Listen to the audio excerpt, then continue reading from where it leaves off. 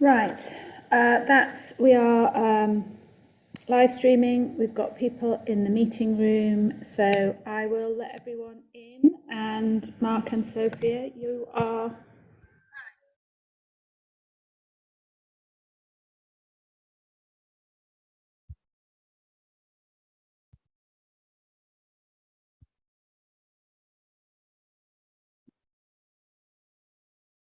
Have we got people coming in yet? Here we come. Here we go. Yeah. Here it goes. Okay. Just give people a minute or two to join.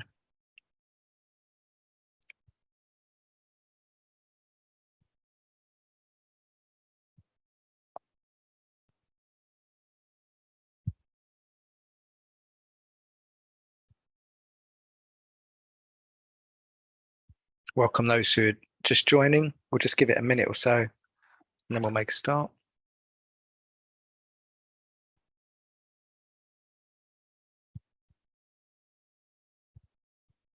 I always like to wait until it forms a nice matrix on my screen. So if we have one too many, I'll boot someone off. We've got, yeah. That's a big screen. Oh, that's true. Yeah.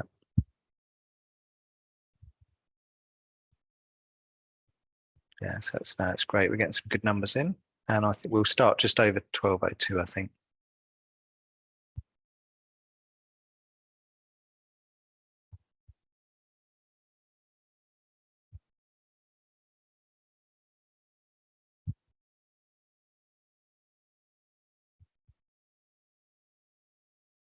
Hope everyone's well and enjoying the sunshine, which is about to turn into pouring rain about an hour, I think.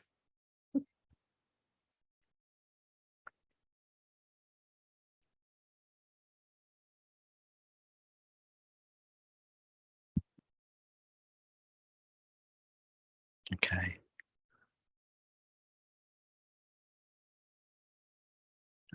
I think we will make a start. It's 12:02.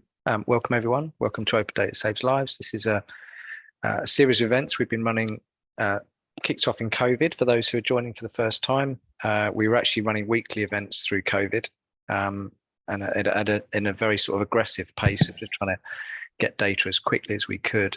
They weren't issues that we were wrestling with that could kind of wait a month or two for information governance committees to meet and data sharing agreements to go through 14 different people. And we made some really interesting progress during COVID of getting people to kind of proactively share information and resources, which went really well. On the back of that and the COPI notice, which came out at the time, encouraging people to share data, we had the Goldacre review, which again has emphasized the need and the opportunity around proactively sharing data. So kind of anything that you do, there is a risk in the NHS, and I'm sure in other industries, where it gets done in a couple of places, but is not really rapidly accelerating. So we're here, that is our space to try and encourage kind of fast innovation, or open innovation, as we call it. Open source isn't new as a concept, open data is not new, but kind of getting people together, proactively sharing really quickly is quite new actually, and getting us beyond silly conversations sometimes about IP existing within things like the NHS, where these things are not IP. These things are all to be shared, and the kind of measure of success is how many people are using these things. So we're actually talking about some sort of an idea for next year, maybe even a prize where the person whose code has been used by the most other people gets some sort of recognition. So really grateful for you all joining. We've got two fantastic speakers, and we're doing it. Sophia and I are kind of chairing this together and doing it as kind of two sections. So kind of how you get the data, how you share it, how you reproduce what you're doing and make it available to others, which Sam's going to lead on. And then we're going to go to Molly to take us through some examples of the results of some analysis. And the challenge for all of us in that is, if this looks useful to what we're doing, how do we get everyone doing it super fast, rather than kind of going, oh, there's a guy over there who did a bit and someone over there. So that's a challenge for all of us. We're just before 5 past, so hand over to Sam for the first session. If you're happy sharing your own screen, Sam, just go for it. Awesome. Let me just remember how to do that. Yeah, I think it's this one. Hopefully everyone can see that okay. Yeah, I can see that. I was just going to try and see if I can get the chat window. Oh, there we are, cool. So I can try and live answer questions if I'm that clever. But yeah, obviously I agree with everything Mark said, particularly around sharing what you've made and then reusing it, which is a core part of this whole thing I'm going to talk about. So yeah, I'm going to describe, well, I'm Sam Hollings. I'm a principal data scientist in NHS England now, although it was NHS Digital until recently. So you may see me occasionally say that as like a slip of the tongue. And I lead our RAP champion squad. And so I'm going to talk to you about reproducible analytical pipelines, or RAP, and how we've benefited from them in NHS England. And I guess how you could benefit from using this sort of approach as well. So, how do I? So what is RAP, and why should you guys care?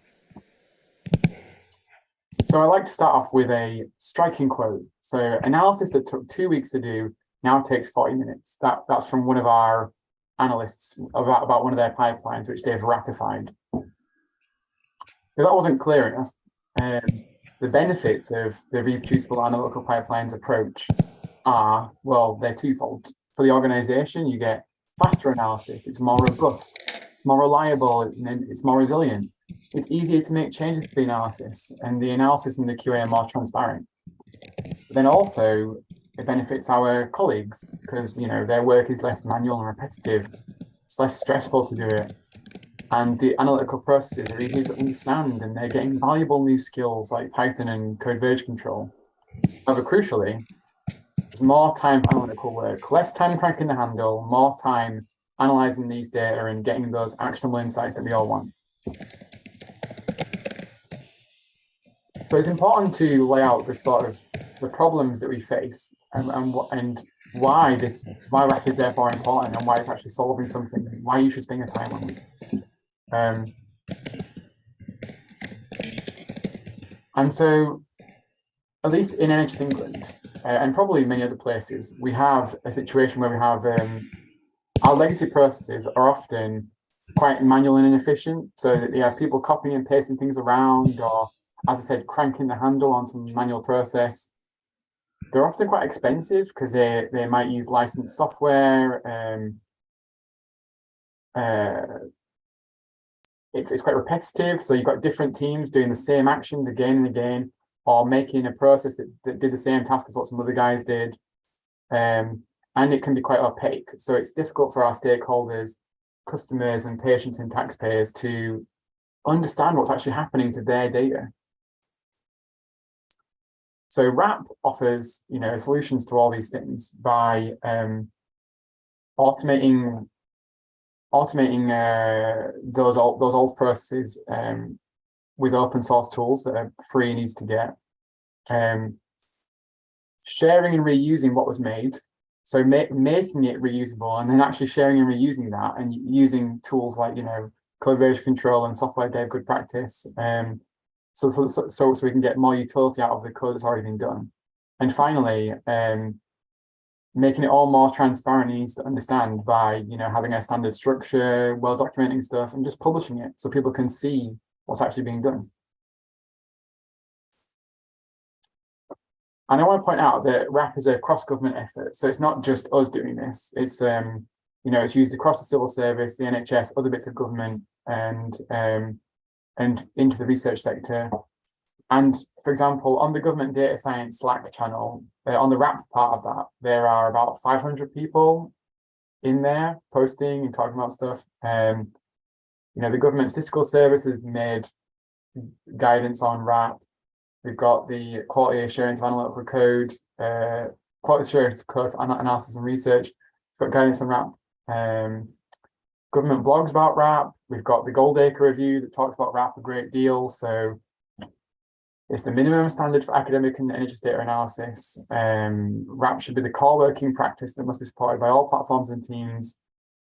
It should be used for data curation, and the researchers should be learning RAP and doing that. and data controllers should require RAP and open code sharing from data users, and the TREs, which is the data platforms, should be built on the principles of RAP and open code. And we even have MPs asking each other about RAP. So here, this MP has asked, okay, well, you know, what are you doing about RAP? And the other MP has responded, you know, we're doing it in these ways. So people are interested in it. So now I've set the scene, I want to talk to you guys about how we got on with RAP in NHS England, and the challenges we faced and how we overcame them, because it wasn't just all sunshine and roses. So, well, here's the first NHS Digital that I forgot to take out. But the challenge of RAP in former NHS Digital, so we had some pipelines that were already, you know, very advanced and, you know, written in Python, all automated, things were flowing right through. That was great. One of the issues was it was difficult for our analysts more broadly to pick it up. Because it's great having an exemplar, but if it's impossible for everyone else to replicate that, then, you know, we're not in a much better position, really. Some of the reasons behind this were the fact that we had many different tech stacks running concurrently, and some of them were quite manual. So we had people using Python and R, but we also had people using Excel, SAS, SYS, SSRS, SQL, and often things weren't totally joined up. There was a lot of like copying and pasting stuff between things, and yeah. What's more, many of our analysts didn't know getting Python, and they were just very busy. So they didn't have all the time in the world to start from scratch and learn it. And to compound that, you know, we had a lot of publications, like 140 to try and improve, and, you know, hundreds of analysts. And so there was a lot of barriers to entry for these guys to achieve what some of the teams had achieved and what we wanted to achieve. And even though it turns out they totally had the potential to do this, without the right support, people can be feeling demoralized and just, they can't get past that point. For example, yeah, if you just dumped a textbook on their lap and said, learn Python and then implement it, it will be really difficult. So to help combat this, we created a central RAP squad, which was a squad of data scientists set up to, one, make RAP achievable, so to break it down into chunks so that our analysts knew where to start. Two, to create, maintain, and curate RAP resources, specifically guidance that was really specific to our systems and context. And then next, to champion RAP in the organization, so to go out to teams and sell the benefit of RAP, take it to them, and even better, publicize those that have already done it and their great work to lift them up. We also crucially wanted to train people in actually how to do RAP transformation. So to guide people down that path of RAP, and to hopefully a few of those people would themselves become RAP champions and train other people and keep it rolling. And finally, and this is really important, is just to be a point of support. So ultimately during any process of change, people they like to have someone that they know that they can go to for questions. You know, the stupid questions, anything. It really, really helps people. So yeah, I mentioned that we wanted to wrap up into chunks to make it more achievable. So, sorry, I'm just reading some of the questions. I'll answer those in a bit. So if you look at the government data science, if you look at the government RAP strategy, it outlines loads of things that RAP contains. And, you know, open source languages, code version control, fully automate outputs, you know, make sure the code's well documented, tested, all the rest of it. And these are all wonderful things that we definitely want people to do. However, it can be a bit overwhelming to see all of this at once. And the government RAP strategy does helpfully break it apart into essential and extra. But even that extra part has got quite a lot of stuff in it. And it can be hard for people to know what to do first, or if they've already got somewhere, what to do next. And so we sort of firmed this up a bit by very clearly breaking it down into these three levels of baseline, silver, and gold RAP. Sort of RAP in 3 easy steps. And then even better, we reduced it to 1 step, which is we just told our analysts to focus on baseline RAP. So prioritize this, just get your stuff using open source languages, code version control, publish the code, peer review it. And the reason why we focus on this is because for most of our analysts, for most of our pipelines, this brings most of the benefits. So this is like automation, making stuff faster, getting the code out there so people can see it, like, yeah. And just doing this gets loads of benefits, and it sets you up later for then improving the code, making it more robust and more reusable, and getting even more benefit out of it. But yeah, this just helps them have a clearer starting point. So now they know what they're aiming for, but how do they actually get there? So that's where we, my colleagues, spent a lot of time thinking about how to implement RAP and how to train others. And so they came up with a process they called the thin slice strategy, which our website has got a whole page on how this works. But basically, a couple of my colleagues spent about 2 months training up maybe 4 or a bit more analysts. So they would take the old process, and they would then, my colleagues principally would transform that process into a so-called thin slice, which is they would take the old process and maybe using Python or Git or however we were going to do it, just make one part of it, one measure, one breakdown, test it, get it working end to end. And then we would show the analysts this and train them about how we'd done it. And because they were seeing, because it was being done on something they knew, a process that they understood, it made it just a lot easier for them to understand what Python was doing and why it was important. And yeah, so we showed them how this worked and made sure they understood it. And that took up much of the first month, really. But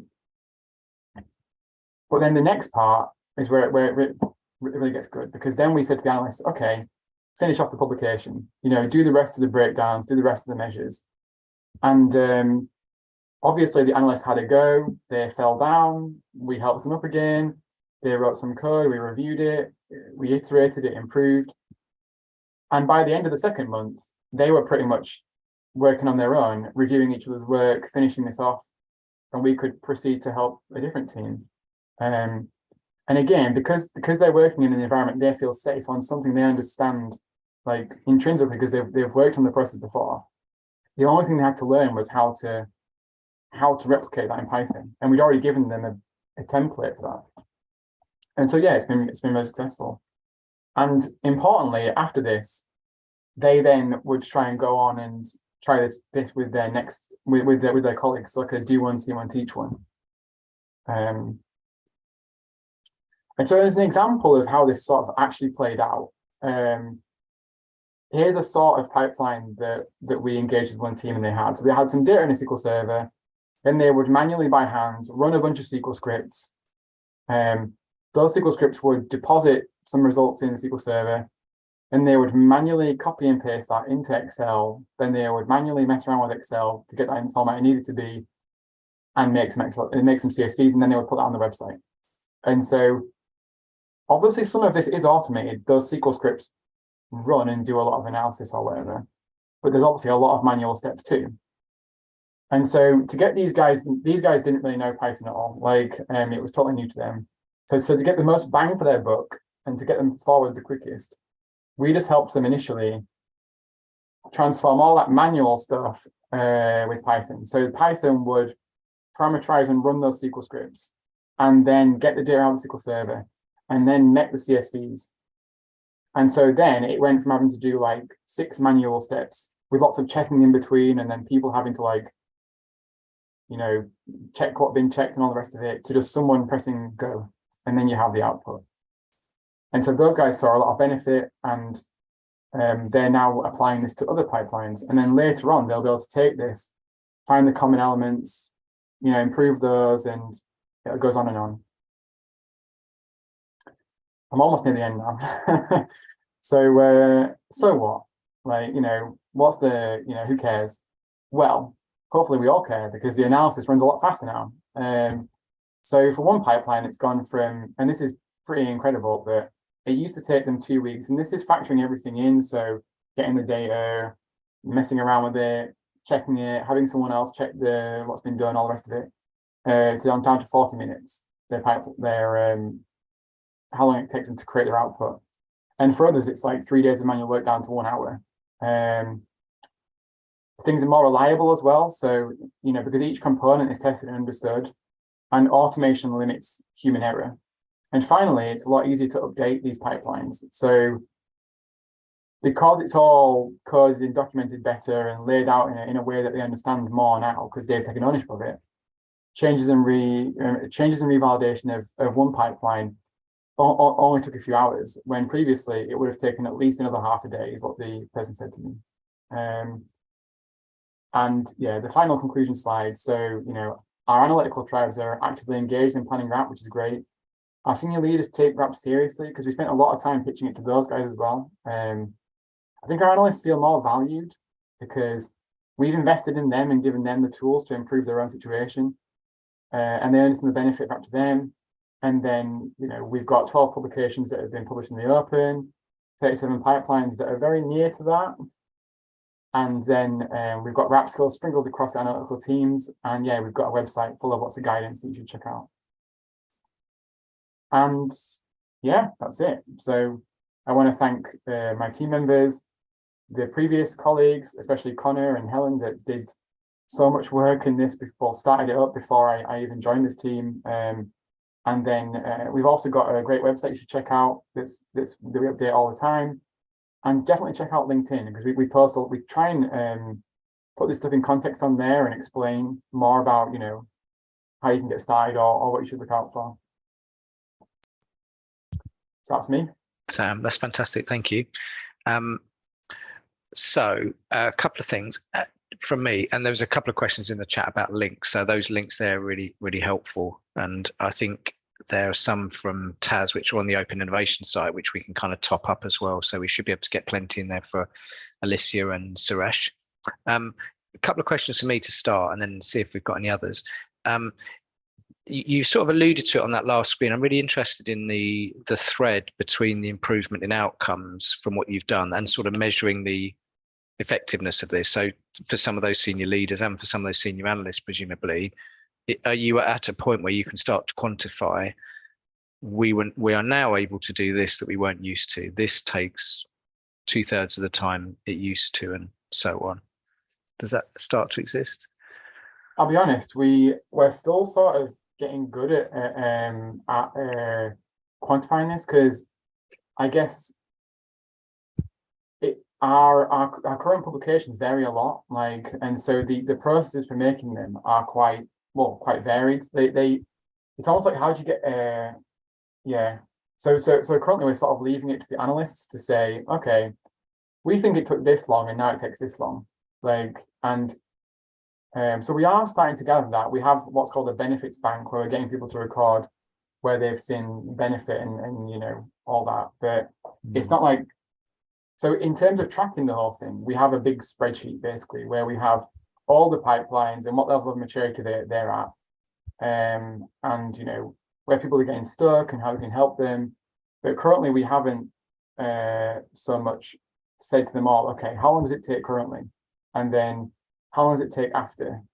Because currently we've sort of, well, at least my team have left it to the analysts to know that, I guess. But it's a good point. It's definitely something we need to capture more and make a bigger use of, because I'm fortunate because I haven't really had to sell RAP in the organization as much as you might think, because Ben Goldacre was one of our directors, and there was a general desire to do it, and so we did have to pitch it to teams, but yeah, I haven't had to focus on proof as much as you might think, but it's something that I should put more effort into, because loads of our colleagues do have great stories to tell now. Definitely.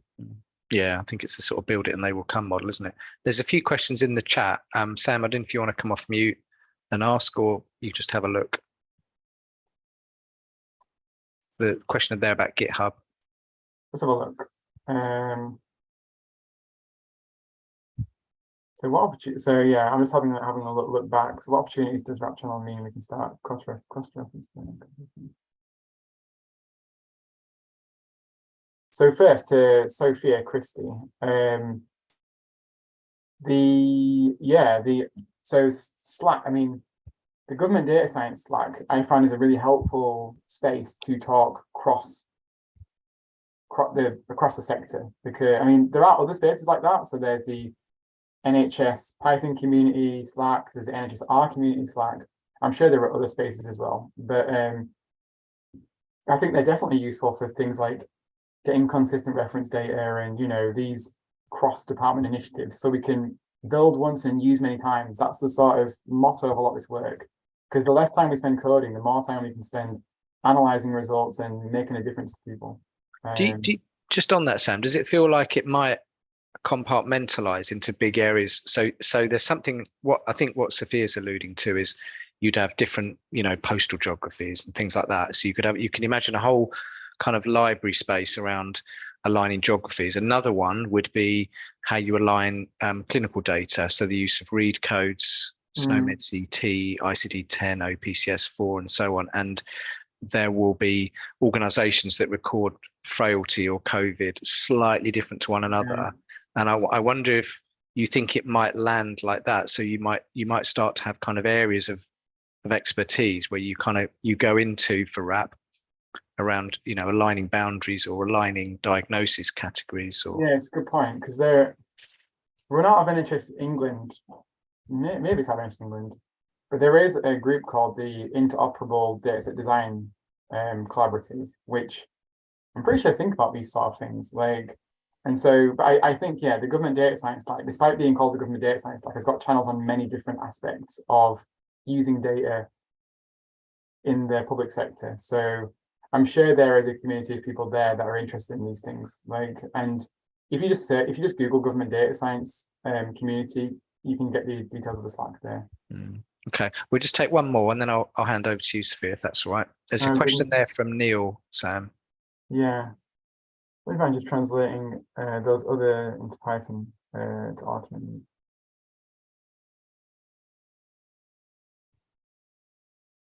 So Neil, I guess why would you bother translating something that's already been made in SQL into Python? It's a good question.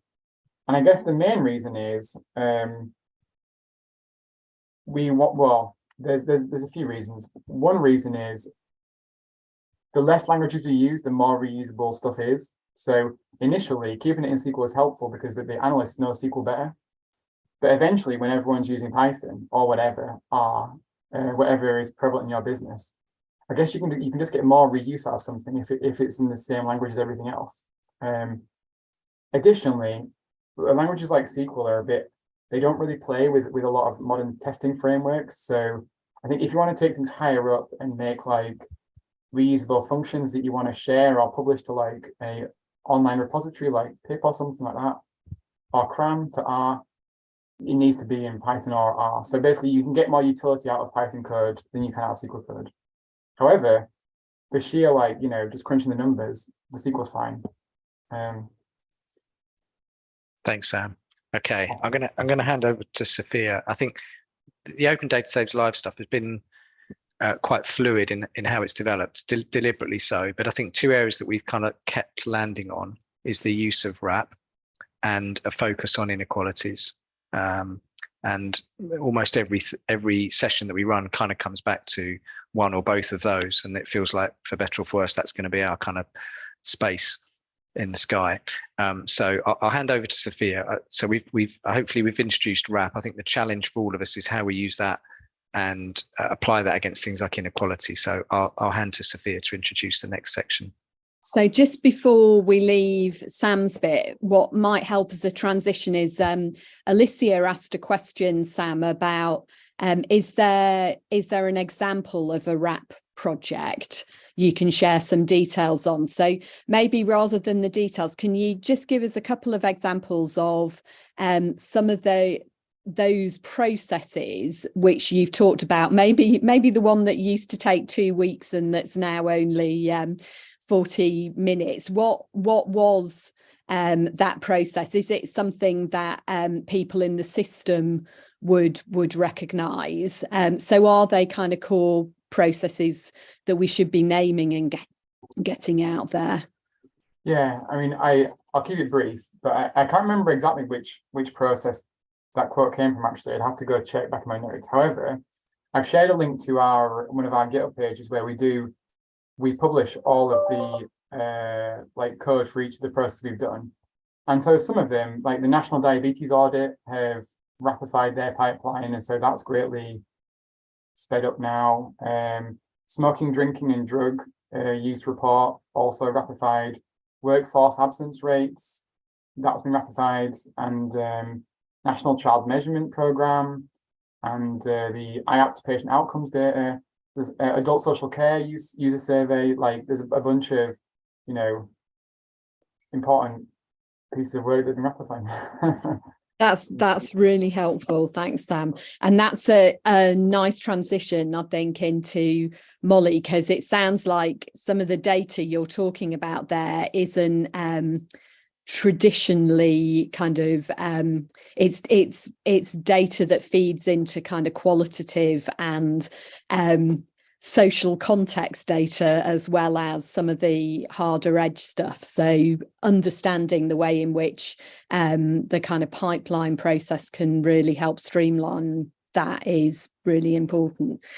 So we're going to hear now from Molly Broom. Molly's an economist with the Resolution Foundation, and she's been working on impact of the cost of living crisis.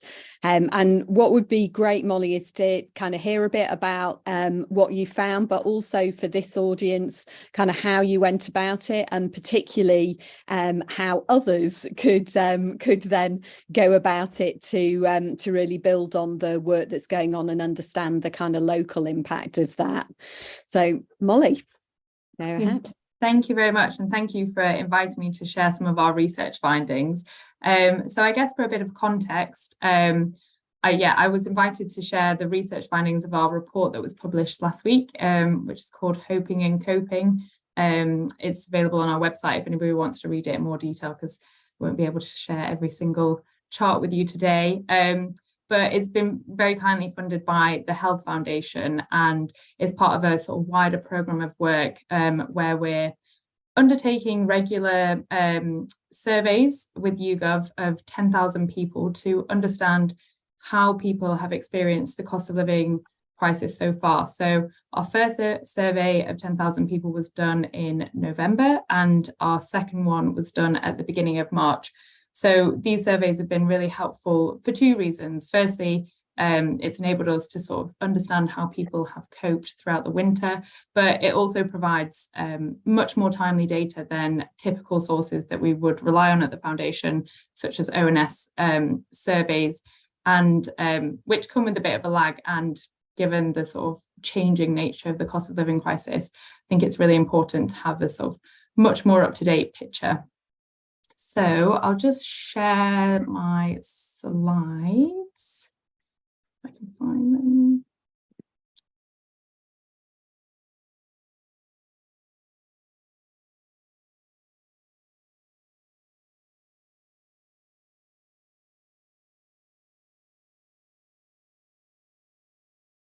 Okay, did everyone see that okay? Yeah. Okay, brilliant. So yeah, I'll just go through some of the main findings. So we looked at sort of how families were coping over the winter, looking at different coping mechanisms that they used, but also at the end turning to some of the sort of wider impacts on different individuals, whether that be through sort of food insecurity and health outcomes. So I'm sure the latter bit is probably what people on this call are more interested in. So as this chart shows, we all know that the country's been experiencing an inflationary shock. We still had double-digit inflation in March, with the headline rate standing at 10.1%. So while there's been a lot of talk around wholesale energy prices coming down, and we're coming out of the end of the cost of living crisis, in reality, families in the UK are very much still in the midst of a cost of living crisis, with this high inflation bringing down the real value of earnings and most benefits. So given the fact that we're still in a cost of living crisis, it's important to understand how people have been able to respond and its impact to date. So our overarching finding from the survey was that the vast majority of people have been affected by higher prices. 3/4 of our survey respondents reported that they'd cut back on their consumption over the winter. But this chart shows the inverse of that question. So those that reported that they didn't need to cut back. And the results suggest that there are some groups that have perhaps been a bit more insulated from the crisis, particularly richer and older people. As you can see here, 22% of those in the top income quintile and 29% of those aged 75 and above said that they didn't need to cut back between December and March. And again, this clear income and age gradient indicates that maybe young people and poorer people have had a worse time this winter. So in addition to cutting back, there are other coping mechanisms that people have used to get by over the winter, with a lot of people reporting that they'd use their savings. So almost half of our respondents reported that they'd use their savings to make ends meet over the winter. And again, we can see that from this chart, richer and perhaps older individuals are slightly more insulated from the crisis, as they were the least likely to report that they had used their savings to make ends meet over the winter. So another way to balance day-to-day expenditure is to take on debt. And this chart shows the percentage of our respondents that used formal lending, such as overdrafts and credit and any other formal loans to make ends meet. And as we can see here, it's, well, a quarter of all our respondents suggested that they used this sort of formal lending to make ends meet over the winter, but we can see that the younger middle age, so those aged 35 to 44, were the most likely to report that they'd use this type of this coping mechanisms to get through the winter and the cost of living crisis. And then another way to get through the cost of living crisis is well, it's not another way to get through the cost of living crisis. We've had debt in terms of people accessing credit, but from this chart we can see that younger and poorer people who tend to be more credit constrained, so find it a bit more difficult to access those formal types of lending, have actually not paid their bills at all. And so this chart shows the percentage of respondents that have reported missing 1 or 2 bills between December and March. And yeah, again, from this chart, we can see that younger people were much more likely to report that they had missed their bills, with 20% saying that they were behind on 1 or 2 bills. And again, this is, I've not got the chart for this, but again, this outcome is much more common among those from lower income groups, with around, again, 1 in 5 people, 1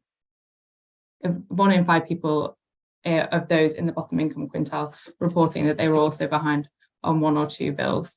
And I think this is really important because generally this type of debt compared to formal lending is considered to be much more worrying, because there's lots of evidence suggesting that falling into arrears can lead to sort of negative outcomes, both in terms of your finances, but also emotionally as well. And then another common coping strategy used over the winter was people asking for help from friends and family. And again, we can see that younger adults were much more likely to do so, with around a quarter of those aged 25 to 34 reporting that they'd received some financial help from family and friends. And there's a bit more analysis in the report, but we find that the Bank of Mum and Dad is really important in this context and has played a really important role in supporting young people through the cost of living crisis in the past year. For example, over 2/3 of those aged 25 to 34 who received financial help reported that their parents were the source of that financial help. So moving on to some of the outcomes now, despite the different means that people have used to get by over the winter, be that cutting back on consumption, drawing down on savings, or asking for friends and family for help, for some adults, it's just simply not been enough to prevent significant hardship over the winter. This chart shows that around 8% of all our respondents reported skipping meals, for 7 or more days in the past month, and 3% had reported that they'd used a food or warm bank in the last 4 weeks. But you can see that these figures double for poorer people, which is perhaps not a surprising finding, but it's quite a shocking finding. And again, older and richer people were much less likely to report either skipping meals or using a food bank. So again, suggesting that they're perhaps a little bit more insulated from the worst of the cost of living crisis. And then, so moving on to some of the health consequences, which I'm sure is of more interest to people on this call. So food insecurity is not the only negative effect that the cost of living crisis has had. It's also affecting people's health too. And we show this in 3 ways. So firstly, we show that respondents that reported that their financial situation was now a lot worse were also much more likely to be experiencing negative health outcomes. So overall, 30% of our respondents stated that their health had been made worse by the rising cost of living, but this rises to 71% among those who reported that their financial situation was now a lot worse, and 77% among those who were finding their debt a heavy burden, or those who we classify as people that are in problem debt. And again, this echoes the finding from other organisations such as the Money and Mental Health Policy Institute, which finds that half of people in England in problem debt also have a mental health problem as well.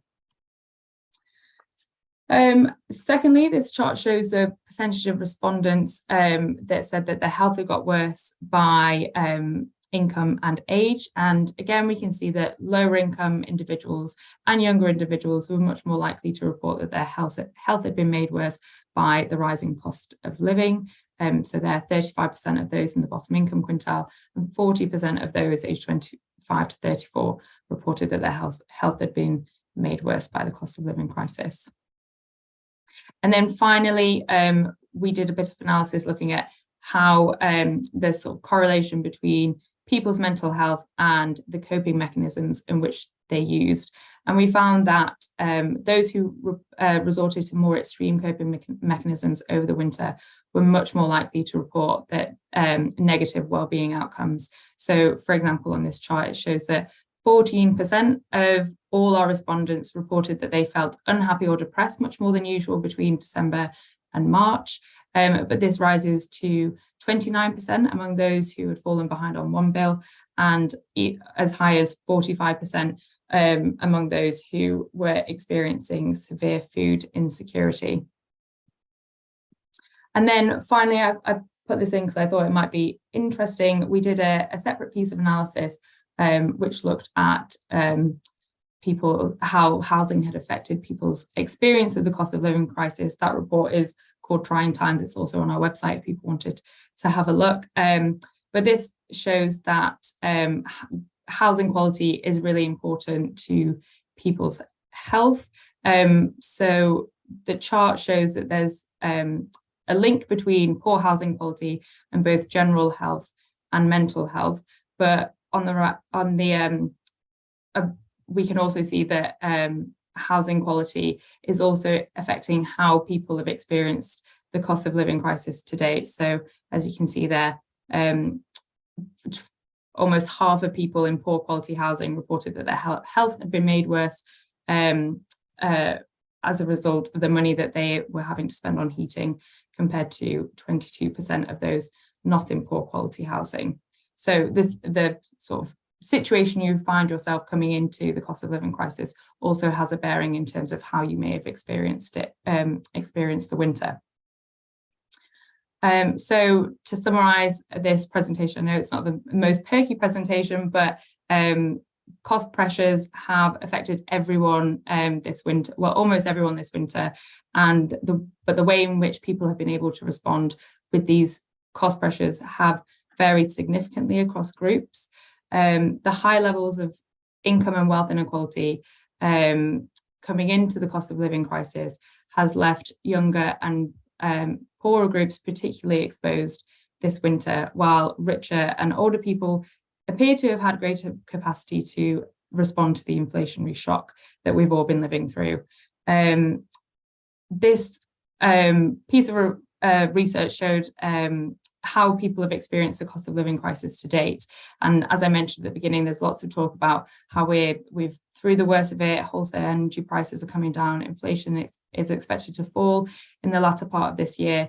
But unfortunately, the cost of living crisis isn't going away, as families will still have to cope with a permanently higher price level, meaning that it's still really important to carry on this program of research and tracking how people are continuing to experience the cost of living crisis.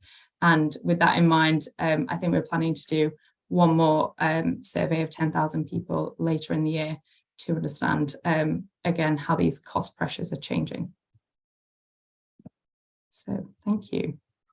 Thank you, Molly. So Paul's leapt in with a question about whether that data's available publicly. And I guess the kind of bigger question behind that is, so are there elements of this that this audience can start to reproduce or find out local variations on?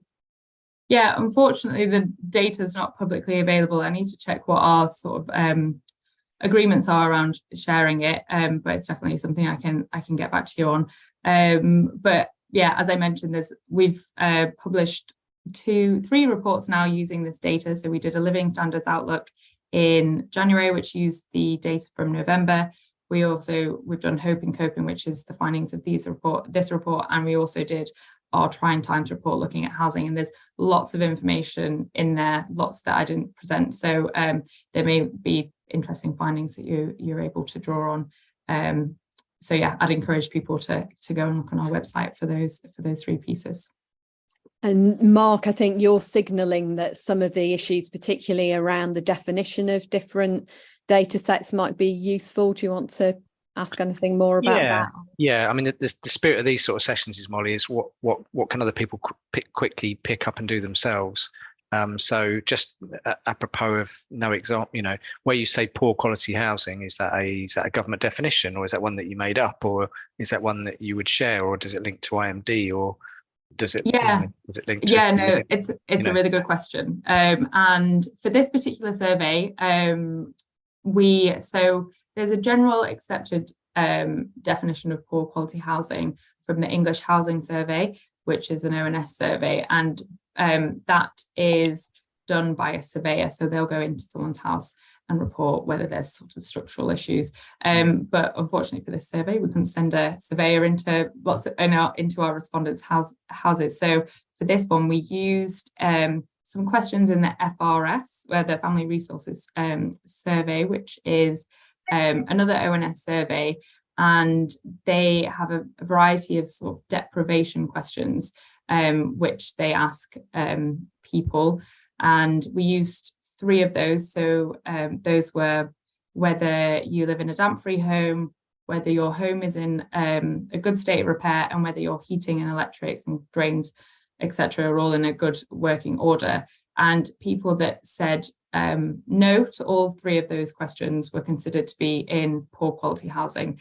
It's not a widely accepted definition, but we thought for this piece of work, it was a useful definition, and it could be replicated, and we could compare it to the Family Resources Survey as well. So yeah, that's something that people could take forward and do some comparisons to the results in our survey as well. Yeah, so I could say I wanted to run a survey in Margate. I could easily pick up your methods and survey design and so on and run it myself within reason. Yeah, of course. And if anyone was wanting to sort of run their own survey, I'm very happy to talk through the questions that we included in ours, and give advice in terms of some of the sort of issues that we came across and how we thought about designing questions to make sure that we got the most accurate answers from our respondents. Yeah, that'd be amazing. I mean, that's an interesting point, because that, back to Sam's presentation, it's that I think what Sam was saying is there probably is a slight overhead in making something reproducible, but you're kind of making a bet that for the greater good, the next person who picks this up, So it's really kind of you to sort of say people can contact me and I'll help them. Yeah. If as well as that, if you've proactively put everything out there, we can pick it up and run with that without even needing to bother you. If you see Yeah, what I mean. That's exactly. what we're trying to get to. Yeah, and all our definitions of how we've sort of defined poor quality housing should be in the report, in our chart notes of various things. But yeah, if there's anything that people can't find, do contact me and I can talk them through it. And it's a good reminder that it probably should be in our chart notes. So yeah, do get in touch.